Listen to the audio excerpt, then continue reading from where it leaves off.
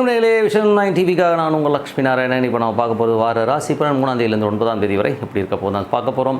So எப்போதும் சொல்கிறதான், லக்னத்துக்கு பாருங்கள், ராசிக்கு பார்ப்பதை விட லக்னத்துக்கு பார்க்குறது ரொம்ப பர்ஃபெக்டாக இருக்கும். உதாரணமாக ஒரு மகர லக்னம் விருச்சிக ராசினா விருச்சிக ராசிக்கான பலன்களை பார்க்கறதை விட மகர ராசிக்கான பலன்களை பார்க்கும்போது ரொம்ப பர்ஃபெக்டாக இருக்கும். ஃபஸ்ட்டு பொது பலன்கள், அதுக்கப்புறம் தசாபுத்தி பலன்கள் வரும். ஸோ உங்களுடைய தசாபுத்தி அந்தரங்கள் என்ன இருக்கும், ஸோ அதையும் மிங்கிள் பண்ணி பார்க்கும்போது ரொம்ப பர்ஃபெக்டாக இருக்கும். வீடியோட டிப் ஆஃப் த வீக் இருக்குது, மறக்காமல் பாருங்கள். துலாம் ராசி வந்து பார்த்தீங்கன்னா உங்களோட ராசி அது 8ல் இருக்கும்போது அதீதமான ஒரு பேராசை வருவதற்கான வாய்ப்பு. ஏதாச்சும் நம்ம அதீதமாக திங்க் பண்ணி நம்ம அவங்கள மாதிரி இல்லை இவங்கள மாதிரி இல்லைன்னு சொல்லிட்டு ஒரு பேராசையினால் நம்ம மாட்டிக்கிறதுக்கான வாய்ப்பு ரொம்ப கவனமாக இருக்கும். அது மட்டும் இல்லாமல் நிறைய கிரகங்கள் சூரியனே 8ல் இருக்கும்போது கொஞ்சம் தந்தை சார்ந்த உறவுகளையும் நமக்கு டிஃப்ரென்ஸ் ஆஃப் ஒப்பீனியன், மூத்த சகோதரருக்கு உங்களுக்கு ஒரு டிஃப்ரென்ஸ் ஆஃப் ஒப்பீனியன் வரதுக்கான வாய்ப்பு ரொம்ப கவனமாக இருக்க ஒரு காலகட்டங்கள். ஸோ அதனால் பண்ணுற வேலையை சாதாரண இதெல்லாம் ஒரு மாத கிரகங்கள், இதெல்லாம் ஒரு வாரம் 10 நாள் மாறிடும். ஸோ அதனால் கொஞ்சம் கேர்ஃபுல்லாக இருங்க இந்த வாரம். உங்களுக்கு 2ஆம் அதிபதி, ஸோ 2ஆம் அதிபதி 7 இருக்கும்போது சுப நிகழ்ச்சிகள் சார்ந்த விஷயங்கள் நடப்பதற்கான வாய்ப்பு, அதுக்கான செலவுகள் சில பேருக்கு நடப்பதற்கான வாய்ப்பாக இருக்கும். கொஞ்சம் பார்த்து நடந்துக்கணும். மற்றபடி பார்த்தீங்கன்னா 2 மற்றும் உங்களுக்கு பார்த்திங்கன்னா துலாம் உங்களுக்கு 6ஆம் அதிபதியாக இருக்கும்போது 7ஆம் அதிபதியாக இருந்து அது ஆட்சி பலத்தோடு இருக்கும்போது மனைவி சார்ந்த உறவுகளும் நல்ல வருமானங்கள் வருவதற்கான வாய்ப்புகளும் ரொம்ப நல்லா இருக்கும். சுப நிகழ்ச்சிகள் சார்ந்த விஷயங்கள் நடப்பதற்கான வாய்ப்புகளும் ரொம்ப சிறப்பாக இருக்குது. மற்றபடி உங்களது 3 மற்றும் 6ஆம் அதிபதியான குரு 8ல் இருக்கும்போது வேலையில் ரொம்ப கவனமாக இருக்கணும். வேலையில் ஏதாச்சும் சந்தேகங்கள் ஏற்படலாம். யாராச்சும் உங்களை கோல் மூட்டுறதுக்கு இந்த மாதிரி அப்படி பண்ணுறாரு இப்படி பண்ணுறாரு ஏதாச்சும் ஒரு ரூமர்ஸ் பரப்பி விடுறதுக்கான வாய்ப்புகளும் கொஞ்சம் கவனமாக இருக்கணும். கடன் சார்ந்த உறவுகளில் கடன் ஏதாச்சும் வாங்குறீங்கன்னா கொஞ்சம் பார்த்து வாங்கிக்கோங்க. ஏன்னா அதனால் ஒரு பெரிய தொந்தரவுகள் வருவதற்கான வாய்ப்புகளும் ரொம்ப கவனமாக இருக்கிற ஒரு காலகட்டங்கள்ங்க. 4ஆம் அதிபதியான சனி 5ல் இருக்கும்போது அதுவும் குருடைய சாரத்தில் இருக்கும். கொஞ்சம் கேர்ஃபுல்லாக இருக்கின்ற வரும். சொத்துக்கள் சார்ந்த விஷயங்கள், தாயார் சம்பந்தமான விஷயங்கள் ரொம்ப கவனமாக இருக்கின்ற ஒரு காலகட்டங்கள். அதனால் ஒரு டென்ஷன் இருக்கும். வண்டி வாகனங்கள் ஓட்டும் போதும் கொஞ்சம் பர்ஃபெக்டாக பார்த்து ஓட்டுறது ரொம்ப நல்லதுங்க.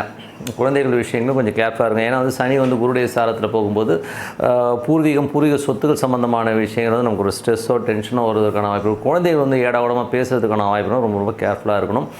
6ஆம் அதிபதியான குரு 8ல் இருக்கும்போது கொஞ்சம் ஜாக்கிரதையாக இருங்க. ஏன்னா வேலையோ கடனோ நம்மளை படுத்தி எடுத்தோம், இல்லைனா ஒரு உடல் உபாதைகள் நமக்கு கொஞ்சம் படுத்துறதுக்கான வாய்ப்பு. கொஞ்சம் கேர்ஃபுல்லாக இருக்கின்ற ஒரு காலகட்டங்கள். 7ஆம் அதிபதியான செவ்வாய் ஆட்சி பலத்தோடு இருக்கும். சுப நிகழ்ச்சி நடத்துவதற்கான வாய்ப்பு ரொம்ப நல்லா இருக்குது. அதுக்கான செலவுகள் நிறைய இருக்கும். ஸோ அதுக்கான எஃபோர்ட்ஸ் நிறைய இருக்கும். அதுக்கான அலைச்சல்கள் இருக்கிறதுக்கான வாய்ப்பு நிறைய இருக்குது. 8ஆம் அதிபதி ஆட்சி பலத்தோடு இருக்கும்போது கொஞ்சம் கேர்ஃபுல்லாக இருங்க. ஏன்னா என்றைக்குமே 8 நாளே அதீத பலம். ஏற்கனவே சொன்னதே ஏன் சொல்கிறதா, 8ல் உள்ள கிரகங்கள் உங்களுக்கு கொஞ்சம் நெகட்டிவிட்டியை கொடுக்கும்போது கொஞ்சம் நியூட்ரலாக இருந்துக்கணும். இந்த டைமில் ஒரு புதிய முயற்சிகளோ புதிய விஷயங்களோ பண்ணாமல் இருக்கிறது ரொம்ப நல்லதுங்க. 9ஆம் அதிபதி 8ல் இருக்கும். தந்தைக்கும் உங்களுக்குமே நிறைய கருத்து பேதங்கள் வரும். வெளிநாட்டில் இருக்கிறவங்க ஒரு அயற்சி இருக்கும். என்னடா அது இங்கே மாட்டிக்கிட்டோமேங்கிற ஒரு ஃபீலை கண்டிப்பாக கொடுக்கும். 10ஆம் அதிபதியான சந்திரன் பார்த்திங்கன்னா சிறப்பான பலன்களை நல்லபடியாகவே கொடுக்குங்க. ஸோ இதில் பார்த்திங்கன்னா ஒரு செவ்வாய் புதன் வாக்கில் கூட கொஞ்சம் கேர்ஃபுல்லாக இருங்க. அதுக்கப்புறம் எல்லாமே சிறப்பாக இருக்கும். அதுக்கப்புறம் பார்க்கும்போது உங்களது துலா லக்னமாக இருந்து 11ஆம் அதிபதியான சூரியன் 8ல் இருக்கும்போது மூத்த சகோதர சார்ந்த உறவுகள் ரொம்ப கவனமாக இருக்க வேண்டியது ரொம்ப அவசியங்க. ஸோ இதுவரை பார்த்தது பார்த்திங்கன்னா நம்ம ஒரு பொது பலன்களை பார்த்தோம். இப்போ தசாபுத்தி பலன்கள் எப்படி இருக்கும். துலா லக்னமாக இருந்து சூரிய தசாபுத்தி நடக்கணும். 8, 11, 9 மூத்த சகோதரர் சார்ந்த விஷயங்கள், நண்பர்கள் சார்ந்த விஷயங்கள் ரொம்ப கவனம் இருக்கும். அவர்களால் ஒரு இக்கட்டான சூழ்நிலை ஒரு பிரச்சனைகள் வருவதற்கான ரொம்ப கேர்ஃபுல்லாக இருக்கின்ற ஒரு காலகட்டங்கள். அதுக்கப்புறம் பார்க்கும்போது உங்களது 2ஆம் அதிபதி 7ல் இருக்கும்போது சுப நிகழ்ச்சிகள் நடத்துவதற்கான வாய்ப்புகளும் அதுக்கான செலவுகள் இருக்கும். சில பேர் சுப நிகழ்ச்சியாக கடன் வாங்குறதுக்கான வாய்ப்புகளும் நிறைய இருக்குங்க. ஸோ அது பார்த்துக்குங்க. மற்றபடி பார்த்திங்கன்னா உங்களுக்கு துலா லக்னமாக இருந்து சந்திர தசாபுத்தி நடக்கிறவங்க பார்த்திங்கன்னா நிறைய விஷயங்கள் நல்ல ஏற்றங்கள் நல்ல மாற்றங்கள்லாம் இருந்தாலும் கொஞ்சம் செவ்வாய் புதன் வாக்கில் சின்னதாக ஒரு மன உளைச்சல். ஏன்னா அது 8ல் போகின்ற சந்திரன் தந்தை சார்ந்த உறவுகள்லையோ இல்லை வெளிநாட்டிலோ சின்ன ஒரு மன உளைச்சலை கொடுக்கும். ஸோ அது 2 நாள் தான், அதுக்கப்புறம் எல்லாமே சரியாடுங்க. துலா லக்னமாக இருந்து செவ்வாய் தசாபுத்தி செவ்வாய் பார்த்திங்கன்னா உங்களுக்கு 7லும் சுப நிகழ்ச்சி சார்ந்த விஷயங்கள் கொஞ்சம் எக்ஸ்பென்ஸ் ஜாஸ்தி வரதுக்கான வாய்ப்பு, அதுக்கான கடன் வாங்குவதற்கான வாய்ப்புகளும் நிறைய ஏற்படுத்திடும்.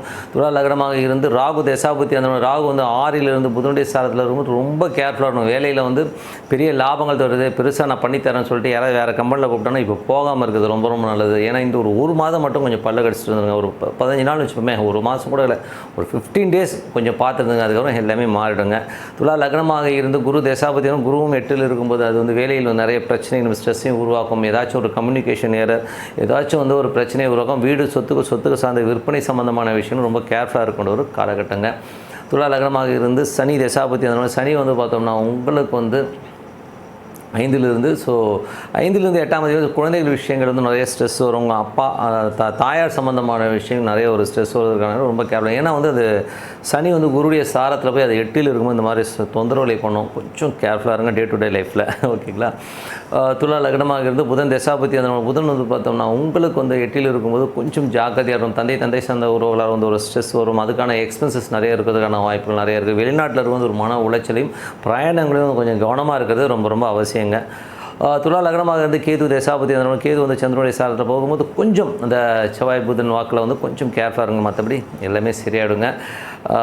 துலா லக்னமாக இருந்து சுக்கிர தசாபதி ரொம்ப ரொம்ப கேர்ஃபுல்லாக இருக்கணும் ஒரு காலகட்டங்கள். ஏன்னா வந்து பெரிய லாபங்கள் வருதுன்னு சொல்லிட்டு வேறு பெரிய கடனை வாங்குறதோ இல்லை மூத்த சகோதரர்கிட்ட போய் சண்டை போகிறதோ நண்பரோட கொஞ்சம் உடன்பாடு இல்லாமல் பிரச்சனைகள் வருவதற்கான வகையில் கொஞ்சம் கேர்ஃபுல்லாக. மொத்தமாகவே பார்க்க போனாலே இந்த வாரம் நீங்கள் கொஞ்சம் கேர்ஃபுல்லாக தான் இருக்கணும். எது பேசாதான் இருந்தாலும் சரி எது இருந்தாலும் செய்கிற வேலையை செஞ்சுட்டு கம்முன்னு வந்து கொஞ்சம் யாரிடம் பேசாமல் கொஞ்சம் கம்முன்னு, அதாவது எக்ஸ்ட்ரா முயற்சிகளோ எக்ஸ்ட்ரா எஃபோர்ட்டோ இப்போ எடுக்காதீங்க.